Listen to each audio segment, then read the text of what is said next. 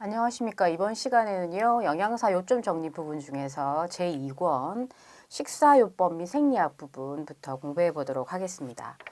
자, 제일 먼저 나오는 게 영양관리 과정에 대한 부분들이에요. 그래서 일단은 이제 이 과목 자체가 어떤 질환에 대해서 어떻게 식이요법을 실시하는가, 그러니까 주로 환자식을 먹고 있는 환자들에 있어서 식이요법을 어떻게 실시하는가 하는 부분들에 대한 부분들이라서 일단 영양관리라는 그런 개념에 대해서 이제 한번 얘기를 해보도록 하겠습니다. 그래서 제일 먼저 나오는 것이 영양관리 과정은 임상 영양관리와 관련된 업무의 전 과정을 표준화하여 보다 효과적으로 수행하도록 개발된 것. 그러니까 임상 영양 관리라는 것이 금방 말씀드린 대로 당뇨라던가 가장 대표적인 이제 식이요법을 꼭 실시해야 되는 질환들이 당뇨, 신장에 문제가 있는 분들, 콩팥병들, 예, 그래서 그런 질환들, 고혈압 이런 질환들을 갖고 있는 분들의 이제 영양을 관리하는 것을 임상 영양 관리라고 얘기를 하고요. 그것들을 표준화해서 이제 효과적으로 수행하도록 하는 것, 예, 그것을 영양 관리 과정이라고 한다.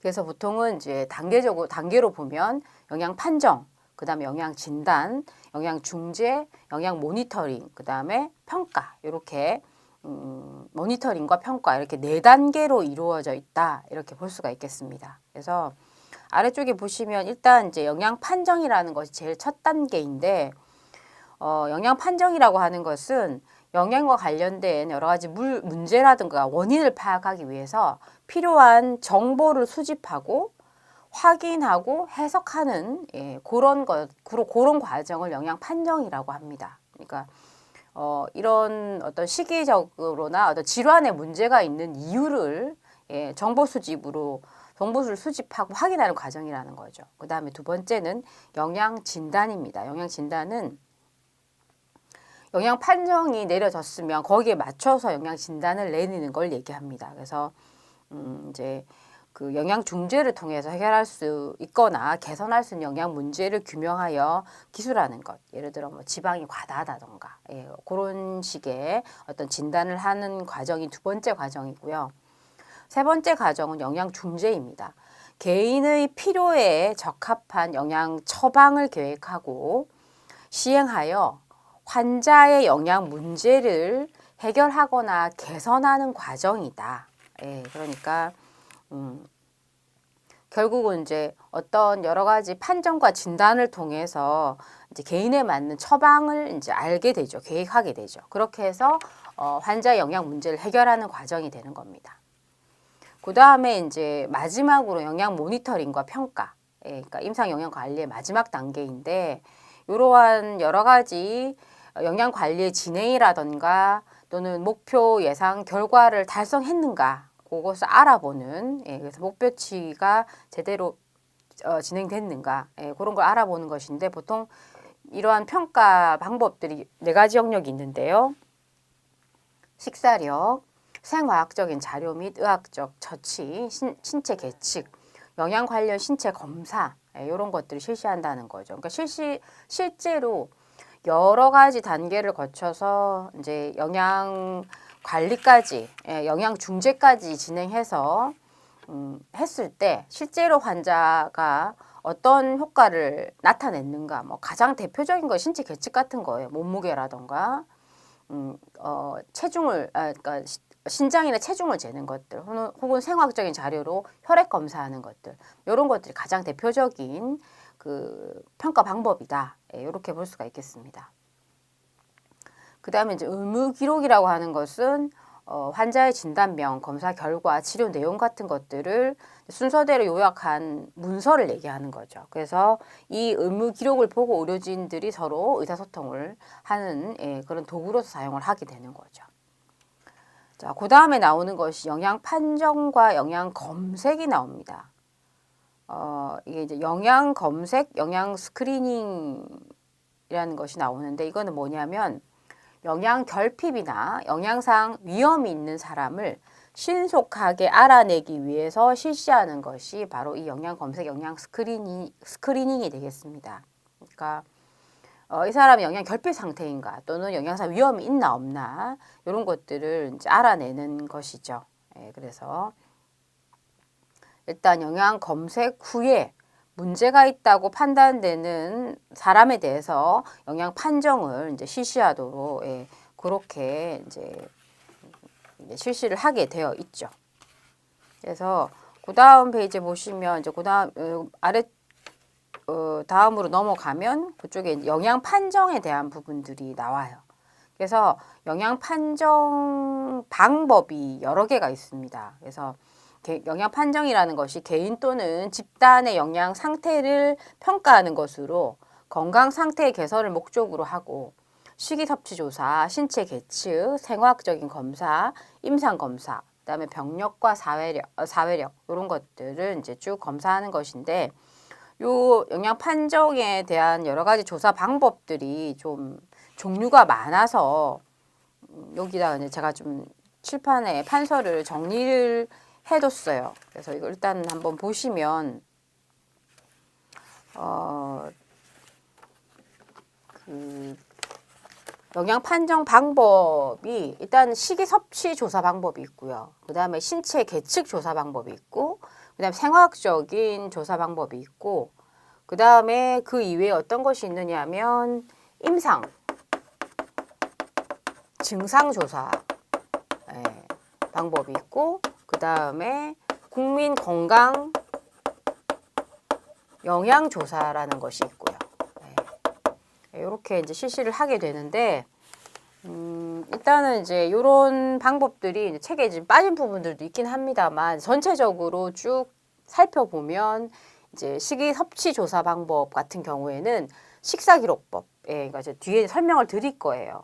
개인적인 이제 매일매일 얼마를 섭취했는가 하는 것이고, 기록하는 것이고, 24시간 해상법, 그 다음에 식품 섭취 빈도 조사법, 이런 것이 식이 섭취 조사 방법에 들어가고요. 그 다음에 신체 계측 조사 방법 같은 경우에는 말 그대로 뭐 머리 둘레라든가 두위, 그 다음에 뭐 체중 이런 것들을 측정하는 거예요. 그 다음에 신체 구성 성분, 우리 몸 안에 체지방이라든가 이런 것들을 측정하는 거 신체 계측 조사 방법에 들어가겠고요. 생화학적인 조사 같은 경우에는 직접적인 조사가 이제 혈액, 소변 검사, 뭐 체액 이런 것들을 검사하는 게 직접적인 조사고. 그 다음에 이제 기능적인 조사, 단백질 영양 상태 판정. 그 다음에 이제 아까 말씀드린 대로 그 이외에 임상 증상 조사랑 국민 건강 영양 조사. 요런 5가지 방법의 영양 판정 방법이 있다. 이렇게 이제 정리를 할 수가 있겠고요. 그 다음에 이제 영양 판정을 좀 더 이제 자세히 들어가면 일단 식이섭취 조사 방법에서 제일 먼저 나오는 것이 1번 24시간 해상법이에요. 이거는 이제 양적 평가라 그래서 일상적으로 우리가 식사를 할 때 얼마큼 섭취를 했는가를 아는 것인데 이 24시간 해상법 같은 경우에는 국민건강영양조사에 이제 사용을 하는 방법입니다. 그래서 보통은 이제 조사 대상자를 직접 만나거나 전화를 통해서 24시간 동안 섭취한 식품의 종류나 양을 기억하도록 해서 전날 섭취 식품을 기록하는 방법이 24시간 회상법이죠. 그 다음에 두 번째가 식품 섭취 빈도 조사법이에요. 요거는 이제 양적인 조사가 얼마를 먹었냐 양적인 조사가 아니고 질적인 조사로서 일단 이것도 이제 식품 건강 국민 건강 영양 조사에 사용이 되는 방법인데 이거는 제시된 식품의 빈도를 하루, 일주일, 한 달 동안 기간 내 섭취한 횟수를 대략적으로 이제 그 조사를 하는 거죠. 그러니까 어떤 품목들을 정해놓고 요 음식을 하루, 일주일, 한 달 동안 이 식품을 몇 번을 섭취를 했는가, 그거를 이제 조사하는 방법이 식품 섭취 빈도 조사가 되겠습니다. 그 다음에 이제 식사력 조사법인데요. 요거는 이제 이것도 질적 조사로서 이제 과거 장기간 일상적 식품의 섭취 상태를 이제 얘기하는 거죠. 그러니까 식품 섭취 빈도 조사나 식사력 조사는 거의 이제 유사한 이런 개념이라 보시면 되겠고, 그 다음에 식사 기록법, 요거는 이제 요것도 양적 조사인데 조사 대상자 본인이 일정 기간 동안 음식물의 섭취와 병행해서 음식의 종류, 양을 일기식으로 그때그때 기록하는, 그러니까 일종의 식사 일기라고 보시면 되겠어요. 그렇게 해서 이제 그때그때 기록하는 방법이 식사 기록법이고요. 그 다음이 실측법. 실측법도 이제 양적 평가 방법인데, 이거는 이제 식사 전에 조리에 사용된 식품 재료를 각 식품별로 측정을 하고, 그 다음 식사하고 난 다음에 남은 식품을 측정을 하면 결국은 얼마를 먹었는가. 그러니까 조리 전에, 식사 전에, 그 식사량을, 식품 재료의 양을 측정하고 식사를 다 하고 난 다음에 양을 측정해서 빼면 실제 섭취량, 정확한 섭취량을 측정할 수가 있겠죠. 그게 실측법이에요. 그 다음에 이제 영양소 섭취 평가라고 해서 이제 양적 평가와 질적 평가 두 가지가 있는데, 양적 평가는 이제 영양 섭취 기준의 권장 섭취량에 따른 백분율을 얘기하는 것이고, 질적 평가는 영양소 섭취 적정도를 이제 영양소 권장량으로 나눈 값이다. 그래서 실제로 이제 영양소가 얼마나 섭취되었는가를 계산하는 방법이 되겠습니다. 이렇게 6가지가 이제 식이 섭취 조사 방법이에요. 그래서 그러니까 일단은 영양적으로 얼마큼 섭취가 됐는지 영양 판정을 위한 어떤 수집, 그러니까 어떤 자료가 필요하잖아요. 그래서 그 자료를 조사하는 데 있어서 이제 가장 많이 사용이 되고, 또 주로 많이 사용이 되면서 가장 많이 이용이 되고 있는 그런 방법들이죠. 그래서 그게 지금 표에 보면 이제 식이 섭취 조사 방법의 특징과 장점 같은 것들이 나와 있어요. 그래서 거기 보면 24시간 회상법, 그 다음에 식품 섭취 빈도 조사법, 식사력 조사법, 식사 기록법, 그 다음에 실측법까지 해서 5가지의 특징과 그 다음에 장점, 단점 정도가 나와 있는데, 요거는 이제 일단은 표에 정리가 잘 되어 있기 때문에 요거는 일단 잘 보시도록 하고, 그 다음에 여기서 어떤 문제들이 출제가 됐었냐면, 이러한 그 식이섭취조사법 6가지 중에서 어떤 게 양적 평가에 들어가는, 어떤 게 질적 평가에 들어가는가 하는 것들이 간혹 기출이 된 적이 있어요. 그래서 이제 그거 정도는 여러분이 알고 계시는 것이 좋겠습니다. 그 다음 나오는 영양 판정 방법이 뭐냐면 신체 계측이에요. 신체 계측은 이제 나이라던가 영양 상태에 따라서 신체적인 크기와 신체 구성 성분의 변화를 측정하는 것으로 기준치 선정이 매우 중요하다. 그러니까 어디에다 기준을 두느냐, 어디가 표준이냐, 이제 그것이 중요한데, 일단은 성장 정도를 측정하는 방법으로서 가장 대표적인 것이 신장, 체중, 가슴둘레, 팔목둘레, 팔꿈치 넓이, 이런 것들이에요. 그래서 이것을 이제 표준치랑 비교했을 때 영양 상태를 판정하는 것이고, 그 다음에 신체 구성 성분을 측정하는 방법은 피부 두께라던가 엉덩이 둘레라던가 이런 여러 가지 그런 것들인데, 이제 보통은 우리가 이제 만성적인 영양 문제들, 비만이라던가 아니면 영양 실조라던가 이런 영양적으로 좀 부족한 상태, 이런 것들을 이제 모니터링 할 때 사용하는 자료가 되겠습니다. 그래서 거기 아래쪽에 보시면 이제 성장 정도를 측정하는 신체 계측 방법은 정확하게 6가지다. 두위. 그러니까 특히 아이들 같은 경우에는 머리 둘레. 그러니까 머리 귀 위에 부분, 바로 윗 부분이 가장 이제 머리 둘레가 넓은 부분이거든요. 그 부분을 측정하도록 되어 있는데, 특히나 뇌 발달이 제대로 이루어지고 있는가를 보는 가장 중요한 척도가 두위예요. 그래서 두위가 있고, 그 다음에 아이들 같은 경우에는 이제 걷지 못한 아이들은 누운 상태로 계측을 하도록 되어 있죠. 누운 키. 그 다음에 이제 2세 이상은 그냥 일반 우리가 이제 보는 신장. 그 다음에 무릎 길이는 신장과 매우 밀접한 관계가 있어요. 특히나 이제 무릎에서 이제 종아리 부분도 있죠. 그 부분의 길이를 말하는 거예요. 특히나 척추 손상이라든가 질병으로 인해서 서 있을 수 없는 사람의 신장 추정에도 사용이 되는 것이 무릎 길이이고요. 그 다음 체중은 전 연령에 적용하며 현재 영양 상태 과부족을 평가하는 것으로 사용이 된다. 그 다음에 골격 크기는 이제 팔꿈치 넓이라던가 손목 둘레 이런 것들은 이제 골격 크기를 측정하는 데 사용되는 것들이고, 그 다음에 이제 나오는 그 신체 구성 성분을 측정하는 신체 계측 방법으로는 일단 제지방 조직, 제지방이라고 하는 것은 체지방과 다른 개념이죠. 그래서 이건 주로 근육을 말하고 이외에도 연조직과 골격을 다 포함하는, 제지방이라고 하는 것은 체단백질 보유 상태를 나타내는 지수가 제지방이라고 볼 수가 있어요.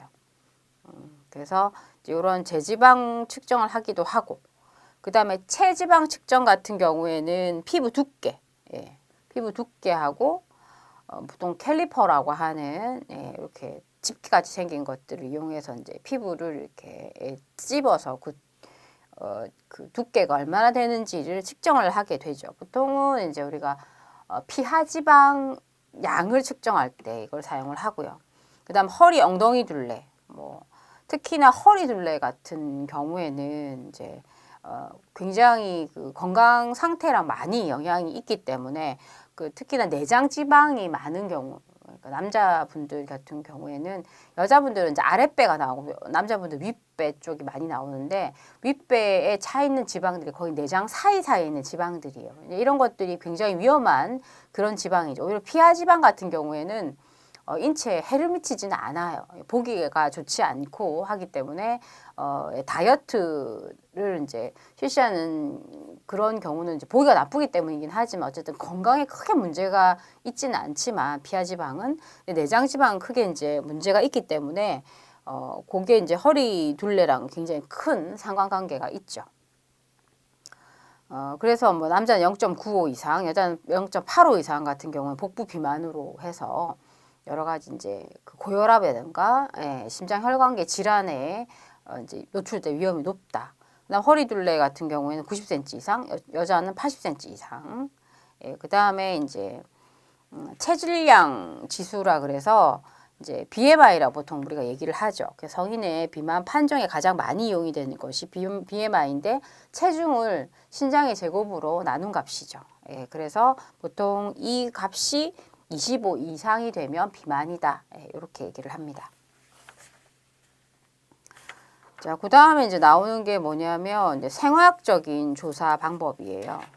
그래서 일단 이제 생화학적인 우리가 영양 판정에 있어서 식이섭취 조사와 이제 신체 계측 조사에 대해서 알아봤고, 그 다음에 생화학적인 조사 방법인데, 생화학적인 조사 방법은 일단 앞에서 말씀드린 대로 이제 직접적인 조사와 그 다음에 기능적인 조사 두 가지로 나눌 수가 있어요. 그래서 직접적인 조사는 혈액, 요, 책 등에서 영양소나 영양 대사물의 함량을 조사하는 방법이 바로 이제 이 생화학적인 조사 중에서 직접적인 조사에 해당이 되겠습니다. 그래서 요거는 2008년도에 기출이 된 적이 있어요. 그래서 생화학적인 조사 중에서 직접적 조사에 해당되지 않는 것을 고르시오, 이렇게 문제가 나왔었어요. 그래서 일단은 직접적인 조사는 혈액, 요, 체액 세 가지이다. 요거는 알고 계셔야 되겠고, 그 다음에 펑셔널 테스트인 기능적 조사 같은 경우에는 일단 이제 간접적인 조사라 그래서 이제 효소 활성이라던가 면역 기능 같은 것들을 이제 조사를 하는 거죠. 그게 이제 간접적인 조사 방법에 해당이 되겠고, 그 다음에 이제 특정 영양소에 의해서 영향을 받는 기능을 측정을 하는 거예요. 그래서 보통 이제 예를 들어 바이타민 A가 부족하면 야맹증에 걸리게 되잖아요. 그래서 바이타민 A 영양 상태를 측정하기 위해서 암 적응 상태를 측정을 하는 거죠. 얼마나 빨리 어두운 상태를 이제 눈이 이제 인지하는가 하는 그런 것들을 이제 측정하는 방법이 이 기능적 조사에 해당이 되겠습니다. 그래서 뭐 아래쪽에 보시면 표에 영양소 함량을 위한 체액과 조직의 특징이라 그래가지고 뭐 여러 가지 이제 뭐 백혈구라든가 뭐 적혈구 같은 것들, 이런 것들을 이제 측정을 했을 때 뭐 적혈구 같은 경우에는 이제 장기간의 영양 상태를 반영한다던가, 또는 백혈구 같은 경우에는 이제 뭐 그 적혈구보다 민감한 생화학적인 지표라던가 이제 그런 것들에 대한 것들이 정리가 되어 있고요.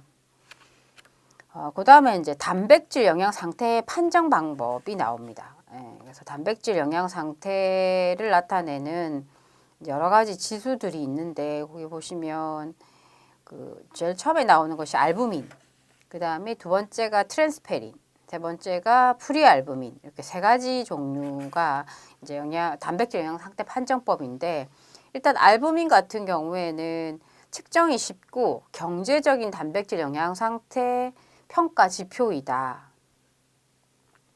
그래서 일단은 이제 알부민은 간에서 생성이 되고 방광기가 한 20일 정도가 되는데, 단백질의 어떤 영양, 그러니까 그 식품으로서 영양 공급이 부족하게 되면 이제 알부민 수치가 급격하게 떨어지게 되죠.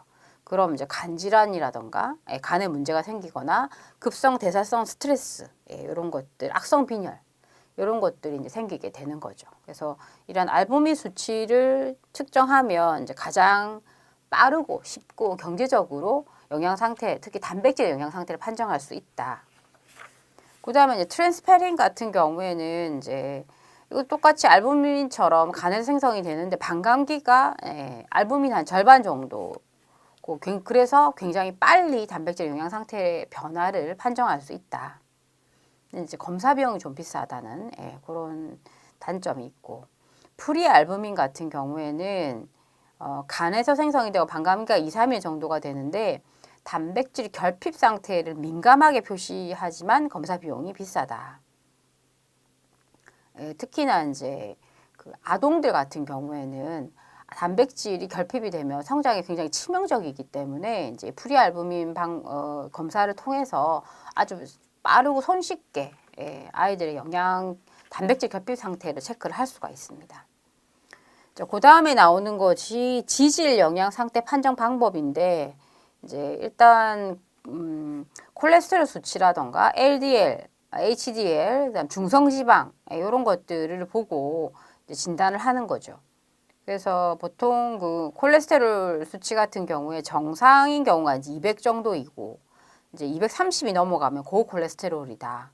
그 다음에 우리 몸에서 이제 나쁜 역할을 하는 LDL 콜레스테롤 같은 경우 콜레스테롤을 이제 조직 혈액 쪽으로 운반하는 역할들을 하죠. 그래서 이 콜레스테롤의 정상치는 100에서 129 정도인데 150을 넘어가게 되면 이제 LDL 콜레스테롤 수치가 너무 높다, 이렇게 판정을 하고, 그다음에 우리 몸에서 이제 조직에 있는 쓸데없이 돌아다니는 콜레스테롤을 간으로 옮기는 역할을 하는 게 HDL 콜레스테롤이에요. 그래서 이거는 굉장히 이제 우리 몸에 도움이 많이 되는데, 이 HDL 콜레스테롤이 높으면 높을수록 좋아요.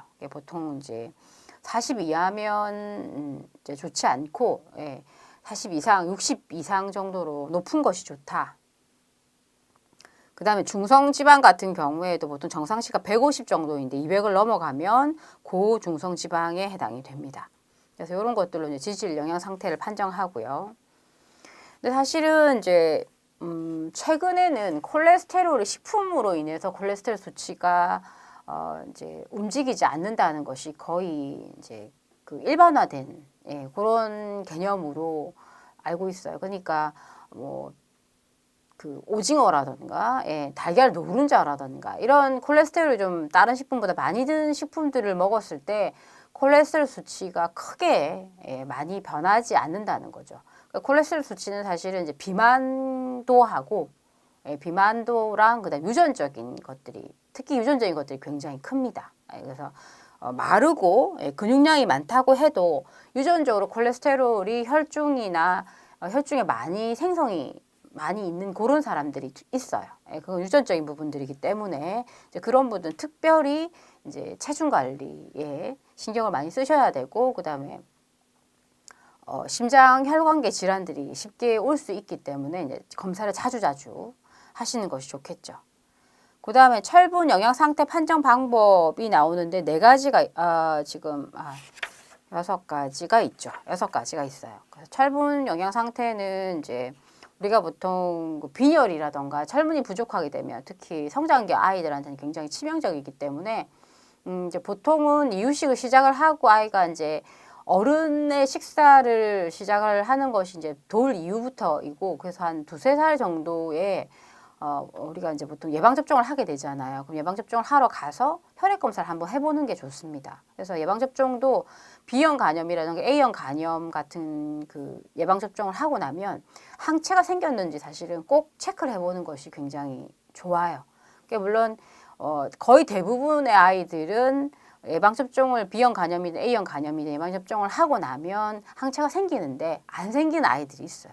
그런 경우에는 추가 접종을 한다던가 해야 되기 때문에 그때 이제 혈액 검사를 할 때 철분도 함께 검사를 의뢰를 하면 아이의 지금 철분 상태가 금방 나와요. 근데 생각 외로 아이가 철분이 부족하다라는 결과가 나오는 경우가 많이 있습니다. 그래서 물론 그게 뭐 시기가 문제가 된다 이렇게 생각하실 수도 있는데 아이들이 식사량이 원래 그러니까 어린 아이들 식사량 자체가 작기 때문에 중간에 간식을 잘 많이 이제 자주 먹어야 하고 그때 이제 철분이 포함이 되어 있는 그런 간식들을 중간중간에 간식을 2번에서 3번 준다고 생각, 2번 준다고 생각하면 한 번 정도는 철분이 풍부한 간식을 신경 써서 섭취하지 않으면 사실은 이제 철분이 부족한 상태가 되는 게 굉장히 쉬워지게 됩니다. 그래서 이제 그렇게 혈액을 이제 체크를 혈액 검사를 해보는 것이 좋겠습니다. 자, 그래서 철분 영양 상태 판정법에 제일 먼저 나오는 것이 헤모글로빈이에요. 그래서 철분 결핍성 빈혈을 찾아내기 위해 가장 일반적으로 사용되는 방법이다. 그래서 헤모글로빈 수치를 보는 거죠. 그래서 보통은 이제 정상이 뭐 남자는 14에서 19, 여자는 12에서 16 정도입니다. 그래서 그 이하가 되면 이제 빈혈로 보고요. 그다음에 헤마토크리트라는 게 나오는데 그거는 전체 혈액 중에서 적혈구가 차지하는 비율이에요. 보통 우리 혈액이 적혈구, 별혈구, 혈소판, 혈장 이렇게 이제 보통 나눠지는데 그 중에 적혈구가 차지하는 비율이 보통 정상 같은 경우에는 남자는 40에서 54%, 여자는 37에서 47%입니다. 그래서 이제 그 적혈구 수치가 이제 떨어지게 되는데 빈혈로 가게 되는 거죠.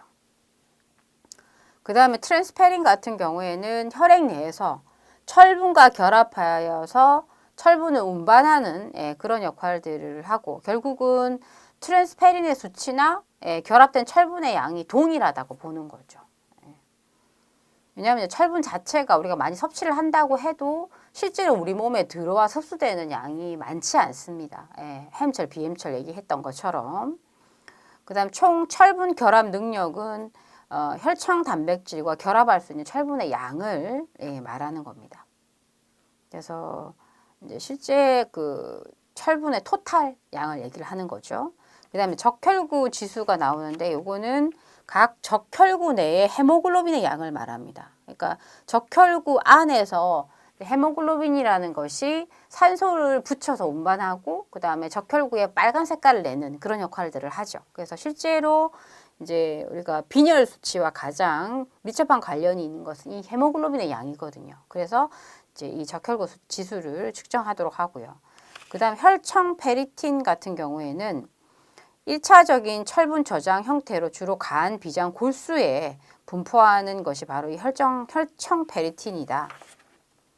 그래서 빈혈 초기 진단에 가장 예민하게 사용하는 방법이 바로 이 혈청 페리틴이 되겠습니다.